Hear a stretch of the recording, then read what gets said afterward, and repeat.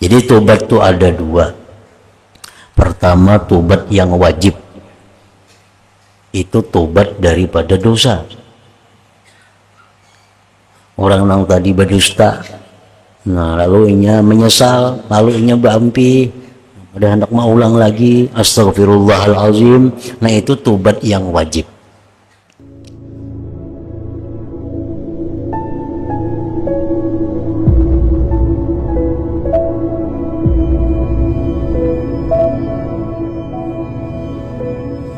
Bismillahirrahmanirrahim. Alhamdulillah nahmaduhu wa nasta'inuhu wa nastaghfiruh wa na'udzu billahi min syururi anfusina wa min sayyiati a'malina. May yahdihillahu fala mudilla lahu wa may yudlil fala hadiya lahu. Asyhadu an la ilaha illallah wahdahu la syarika lah wa asyhadu anna sayyidana Muhammadan abduhu wa rasuluhu wa la nabiyya ba'dah. Allahumma salli wa sallim wa barik ala sayyidina wa maulana Muhammad wa ala alihi wa sahbihi wa dhurriyyatihi wa man tabi'a hudah, amma ba'du. Yang kita hormati dan kita muliakan para habaib dan para alim ulama, para muhibbin, hadirin hadirat rahimakumullah. Puji syukur yang setinggi-tingginya kita haturkan kehadirat Allah Subhanahu wa taala yang memberikan kita taufik hidayah serta inayah sehingga pada malam ini kita dapat bertemu, berkumpul kembali di majelis yang penuh berkah dan rahmat ini. Salawat dan salam keharibaan junjungan kita Rasulullah Nabi Muhammad sallallahu alaihi wasallam dan kepada keluarga, para sahabat, zuriat dan orang-orang yang mengikuti petunjuk beliau. Para muhibbin rahimakumullah, makna taubati, pengertian tobat. Wahia ay at-taubatu lugatan ar-ruju'u anisyai. Taubat itu menurut bahasa Arab, arti tobat itu kembali dari sesuatu. Kembali dari manapun disebut dalam bahasa Arab itu tobat. Jadi tobat artinya menurut bahasa Arab kembali dari sesuatu. Wa idza usnidat ilallah, apabila kalimat tobat itu disandarkan kepada Allah, kaqaulihi ta'ala, seperti firman Allah, summa taba alaihim, kemudian tobat Allah atas mereka. Jadi tobat itu bisa artinya manusia tobat, bisa Allah itu tobat. Cuma artinya berbeda. Kalau Allah itu artinya tobat, urida biha ruju'u lutfihi wa rahmatihi bi abdih, kembali kelembutannya dan rahmatnya dengan hambanya. Taba alaihim artinya tobat Allah atas mereka. Maksudnya Allah kembali dengan kasih sayangnya atas mereka itu hamba-hambanya tadi. Au ilal abdi, atau apabila taubat itu disandarkan kepada hamba, hamba bertobat, artinya urida biha ruju'uhu aniz zambi, dimaksud dengannya adalah kembalinya hamba daripada dosa. Para muhibbin rahimakumullah, kembalinya hamba dari dosa itu tobat. Karena manusia itu pada asalnya diciptakan oleh Allah dalam keadaan bersih dan suci. Kullu mauludin yuladu alal fitrah, sabda Nabi sallallahu alaihi wasallam. Tiap-tiap orang yang dilahirkan itu dilahirkan atas kesucian. Siapapun, dimanapun, pokoknya bila kanak-kanak yang lahir itu anak siapakah, itu suci. Nah, lalu apabila si manusia ini berbuat satu dosa, kemudian dia tobat, itu namanya kembali kepada kesuciannya. Kembali kepada kesuciannya. Syekh Ali As-Sabuni mengatakan bahwa kanak-kanak yang disebutkan tadi lahir atas keadaan fitrah, suci, bersih. Nah, kanak-kanak itu andai kata dia dibiarkan di suatu tempat yang tidak ada pengaruh lainnya, niscaya kanak-kanak itu beriman kepada Allah. Misalnya ada anak lahir, mbak anaknya lahir, mamanya mati, abahnya mati. Di kampung itu kada ada manusia, kada ada pergaulan. Cuma kanak-kanak ini hidup, berkembang, begana, jadi remaja, jadi dewasa, beriman kepada Allah. Pasti beriman kepada Allah. Karena dasar itu anak sudah fitrah, sudah suci. Nah, kenapa kita manusia ini ada kafir, ada Nasrani, ada Yahudi, ada Muslim, ada apa? Itu menurut Nabi adalah sebab keluarga lingkungannya yang membuat demikian itu. Nah, kita jadi Muslim karena orang tua kita dulu Muslim. Ada anak yang kafir, itu ada pengaruh dari orang tuanya dulu yang kafir. Padahal dasarnya manusia itu adalah fitrah, suci. Nah, jadi apabila orang yang berbuat dosa itu berarti menguturi kesuciannya, dan dia tobat, kembali kepada kesuciannya itu. Wa syar'an ar-ruju'u amma la yardallah ila ma yurdih. Kalau di dalam bahasa agama, tobat itu tadi dalam bahasa Arab.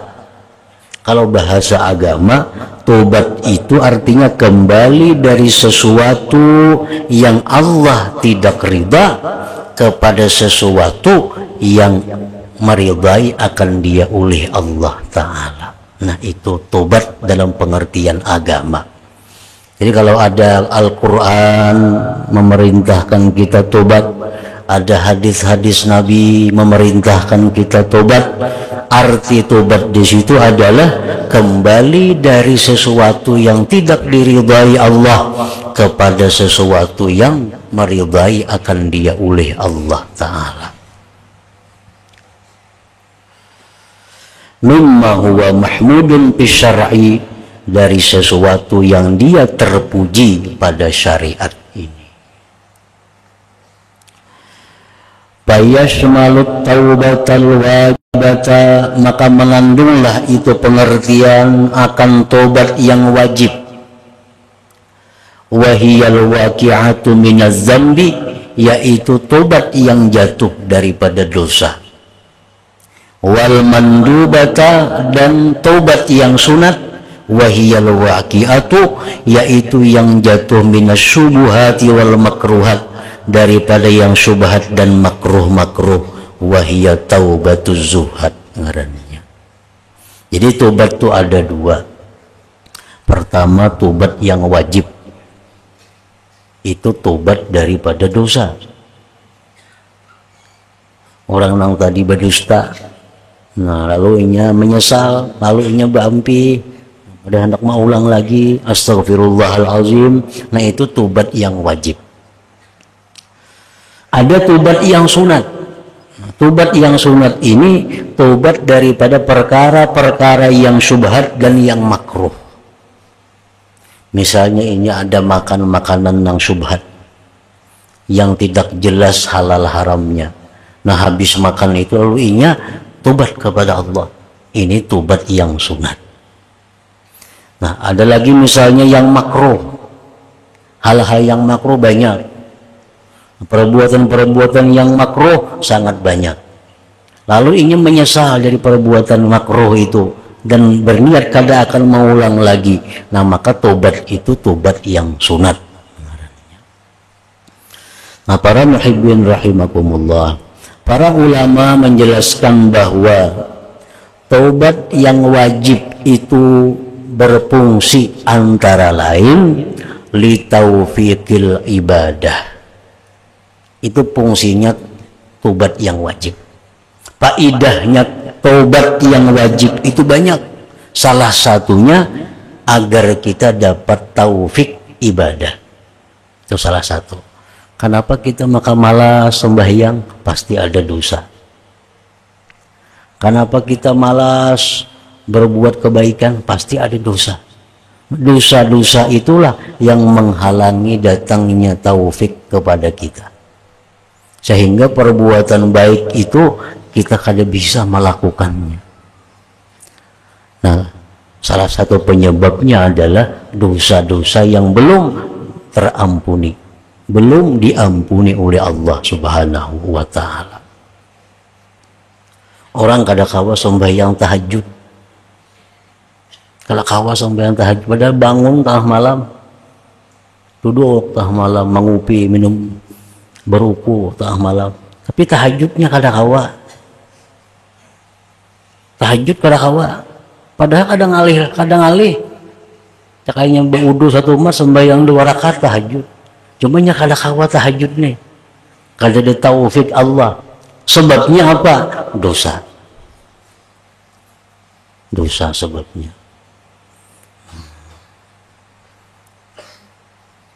Nah itu fungsinya tobat ini, tobat yang wajib nih, supaya bisa melakukan amal ibadah, supaya bisa melakukan amal kebaikan.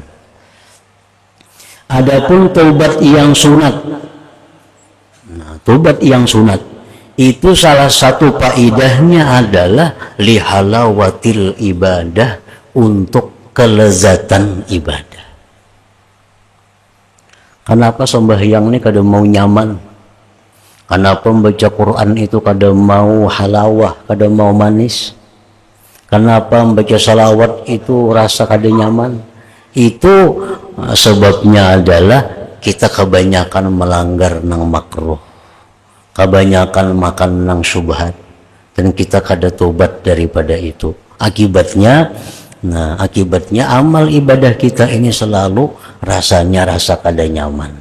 Bisa kita lakukan tapi kada nyaman. Nah kalau dosa itu kada kawa lalu beribadah.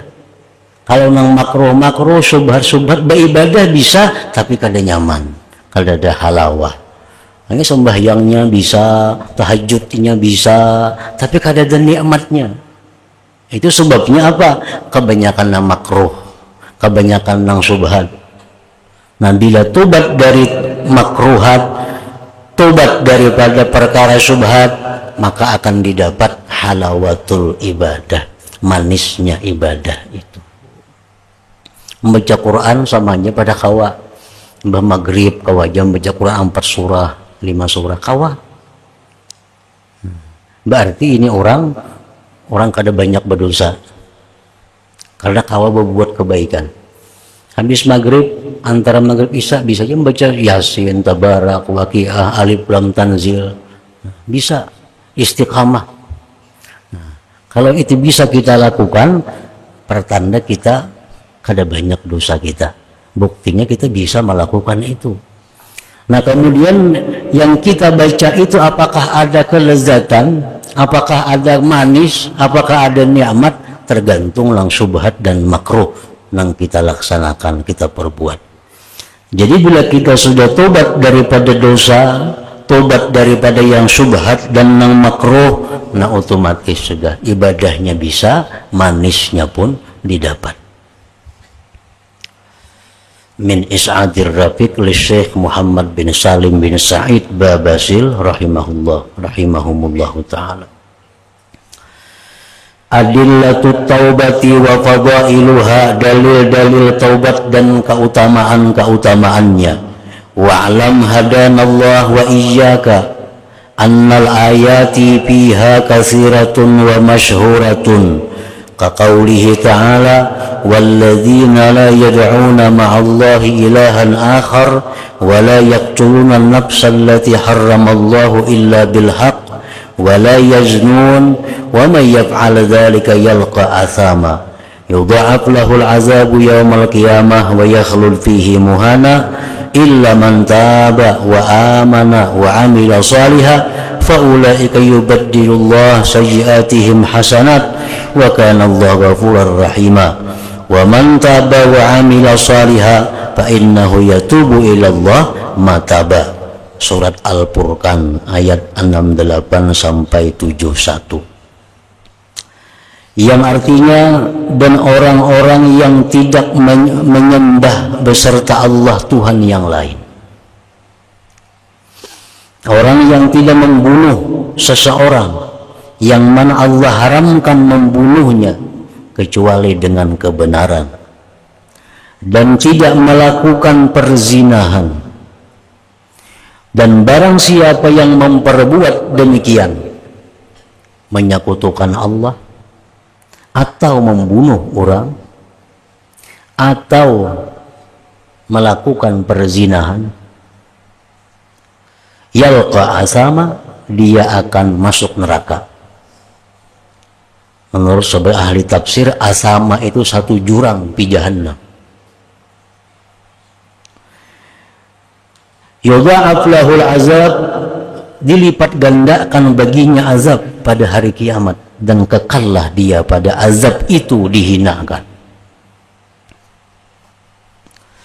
Kecuali orang yang tobat. Nah, kecuali orang yang tobat. Kecuali orang tobat dan beriman dan beramal saleh, maka mereka itulah menggantikan oleh Allah dosa-dosa mereka itu kebaikan, dan Allah Maha Pengampun, Maha Penyayang. Dan barang siapa yang tobat dan beramal saleh, maka bahwasanya dia tobat kepada Allah sebenar-benar tobat. Nah, ini dalil adanya perintah untuk bertobat kepada Allah Subhanahu wa ta'ala.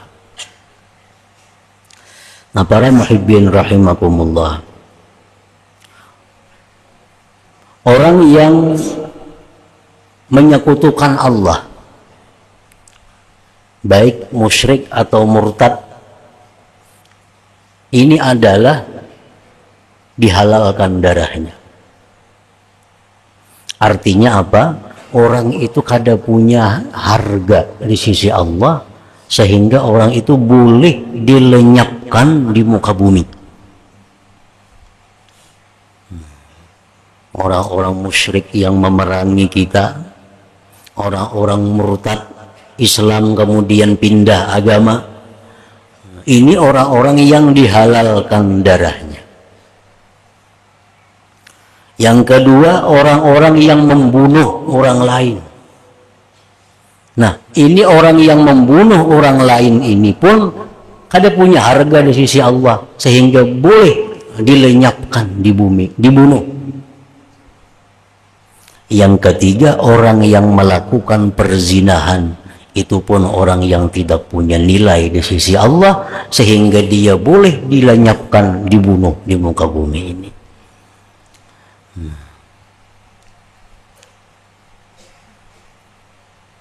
Kecuali yang tobat, illa man taba wa amana wa amila salihah. Namun di situ ada perbedaan orang yang murtad. Nah, orang murtad ini darahnya halal, namun dia tidak boleh dibunuh sebelum disuruh tobat. Kita murtad kalau nih inggih orang pindah agama. Nah, ikam bila kada bebulik ke Islam, ikam dibunuh. Oh, kayak itu orang bebulik aja jadinya ke Islam kada tahu bang. Nah, bebuliknya ke Islam, nah selamat. kalau jadi dibunuh, karena boleh dibunuh itu sesudah enggan untuk kembali. Orang yang membunuh orang lain itu dibunuh, tetapi apabila ahli waris keluarganya itu meridhakan, nah maka dia tidak jadi dibunuh. Cukup dia tobat kepada Allah Subhanahu wa ta'ala. Kami jarna anak merelakan lagi sudah, abah kami dibunuh, kami ikhlaskan, kami kada menuntut apa-apa. Nah selamat, orang ini kada dibunuh, cuma diperintahkan tobat kepada Allah. Nah yang ketiga, orang yang melakukan zina. Nah orang yang melakukan zina ini tidak ada jalan lain selain daripada dihukum. Macam berzina, nah ikamnya dihukum nih. Kadang orang sudah tobat, kada kawa tetap dihukum. Nah itu perbedaan antara murtad membunuh orang. Jadi hukuman perzinahan itu kada hilang dengan tobat. Hukuman di dunia, orang berzina maka sudah bakal warga orangnya. Hukum Islam apa? Orang ini mesti dihukum rajam, tuh kan? Dihukum rajam. Orang sudah tobat, ada lagi kada kawa lagi itu. Walaupun dengan tobat, hukum itu tetap jalan. Nah itu perbedaan antara tiga dosa besar tadi. Wal ahadis bidzalik katsiratun, hadis-hadis pada yang demikian itu banyak. Di antaranya akhrajat Tirmidzi wa sahahahu, inna min kibalil maghrib lababan masiratu ardihi arba'una ama aw sab'una sanah fatahahu Allahu azza wa jalla lit-taubah yawma khalaqas samawati wal ard fala yughliquhu hatta tatlu'a asy-syamsu minhu. Wa sahaha aidan inna Allah ta'ala ja'ala bil maghrib baban arduhu masiratu sab'ina ama lit-taubah la yughlaqu ma lam tatlu'i syamsu min qibali. Wa dzalika qauluhu ta'ala yauma ya'ti ba'du ayati rabbik la yanfa'u nafsan imanuha. Hadis riwayat Tirmidzi dan beliau sahihkan hadis ini. Sesungguhnya di Maghrib, di barat, di jihad barat itu ada pintu, yang mana luasnya pintu itu dari ujung ke ujung perjalanan 40 atau 70 tahun orang yang bertunggangan kuda hanya sampai. Jadi dari ujung pintu ke ujung pintu kalau kita berkuda 70 tahun hanya sampai. Nah kita bayangkan kayak apa luasnya pintu itu. Pintu itu Allah selalu buka untuk tobat. Nah, jadi tobatnya kada ada jam-jam tutup bukanya, kada ada 24 jam buka. Jam berapa aja nak tobat terbuka. Sejak Allah ciptakan langit dan bumi, dan tidak Allah tutup pintu tobat itu sehingga terbit matahari dari barat itu. Nah sudah terbit matahari di barat itu ditutup Allah pintu yang seluas tadi, karena itu sudah mendekati kiamat. Di dalam sebuah hadis disebutkan wa yabqan nas ba'da tulu'i syamsi min maghribiha 20 wa 100 sanah.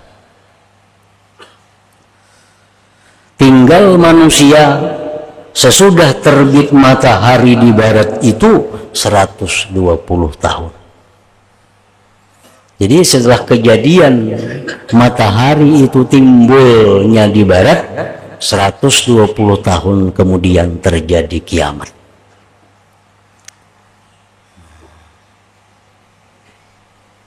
Dalam 120 tahun itu banyak terjadi kejadian-kejadian yang luar biasa. Setelah matahari timbul di barat itu, Madinah itu rubuh, Ka'bah itu rubuh, Nah, itu sudah mendekati kiamat. Jangankan sampai ke situ, matahari timbul di barat pun itu sudah ditutup pintu tobat manusia. Dan itu merupakan dari 10 ayat besar, tanda besar hari kiamat. Hari kiamat itu ada tanda. Ada disebut ayatul kubra, ada disebut ayatul kubra sugra. Nah, ada tanda besar, ada tanda kecil. Tanda kecil itu permulaan tanda yang besar, dan tanda yang besar itu permulaan kiamat. Tanda yang besar itu antara lain keluarnya Dajjal, turunnya Nabi Isa, keluarnya bangsa manusia yang dari golongan Ya'juj dan Ma'juj. Itu manusia-manusia raksasa yang ingkar kepada Allah keluar. Itu menjelang kiamat. Lalu akhirnya timbul matahari di barat. Itu tanda-tanda besar yang menunjukkan kiamat itu semakin dekat. Adapun tanda-tanda kecil artinya yang menunjukkan bahwa tanda besar kada akan jauh lagi. Nabi kita dalam banyak hadis menyebutkan bahwa tanda-tanda kiamat pertama, idza zaharal fajir 'alal munsib, apabila menang orang yang jahat atas orang yang baik. Nah, apakah menang orang yang jahat? Pemilihan pembakal nang orang baik lawan nang kada baik, manang nang kada baik. Pemilihan bupati, ada orangnya baik, salih, takwa, kalah. Pemilihan gubernur sama, pokoknya orang-orang jahat selalu menang. Ini tanda-tanda kecil yang akan membawa kepada tanda besar kiamat. Idza kanatil amanah magnama, ujar Nabi, bila mana amanah itu dianggap keberuntungan. Untungnya orang jadi bupati, untungnya jadi kepala desa, untungnya jadi camat.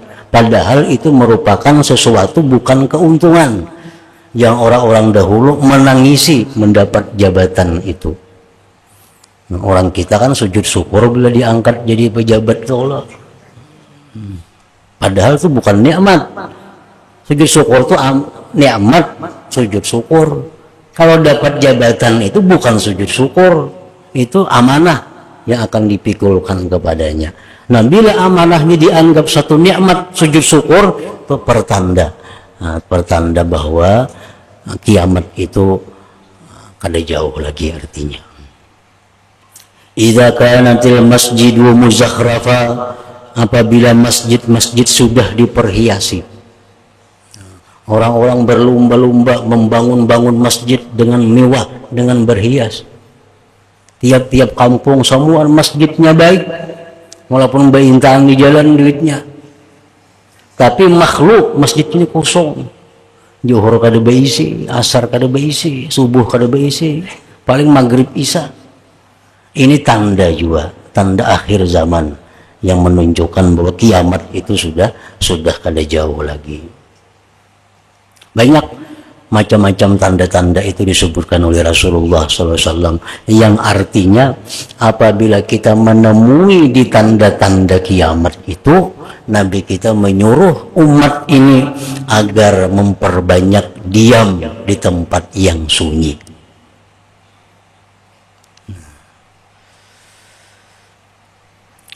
Tanda-tanda kiamat, idza syuribatil khumur, bila mana arak sudah diminum di mana-mana. Obat-obatan memabukan sudah sampai ke dusun-dusun yang dahulunya cuma ada di ibu kota. Itu tanda. Ila saratil amwal fi syirarikum, biar Nabi, bila jadilah harta-harta itu berada di tangan orang-orang yang jahat di antara kalian. Ada yang sugih-sugih, pasti orangnya bambung.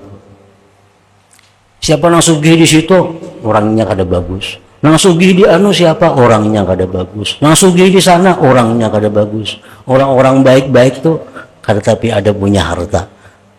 Kedudukannya di bawah orang-orang yang